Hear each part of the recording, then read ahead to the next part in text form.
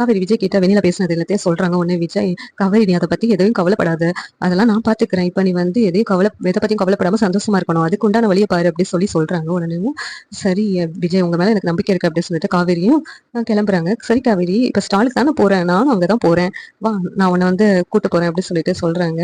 நீங்க எதுக்கு வரீங்க ஸ்டாலுக்கு அப்படின்னு சொல்லிட்டு விஜய் கிட்ட காவேரி கேக்குறாங்க.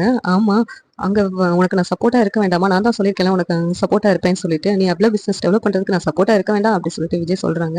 நீங்க ஒன்னும் சப்போர்ட்டா இருக்க வேண்டாம், அங்க வேற அம்மா வேற வருவாங்க, அவங்க உங்களை பார்த்தா டென்ஷன் தான் ஆவாங்க, எதுக்குங்க அப்படி சொல்லி கேக்குறாங்க. நான் வந்து நீ சும்மா இருக்கும் போதே உன்னை பின்னாடி கண்காணிச்சிட்டு இருப்பேன், இப்ப வேற நீ கன்சீவா இருக்க, அப்படி இருக்கும்போது நான் எப்படி உன்னை சும்மா விட முடியும், நான் உன் கூட வந்து அவ அப்படி சொல்லிட்டு விஜய் அடம்பிடிச்சு காவேரியை கூப்பிட்டு வராங்க ஸ்டாலுக்கு.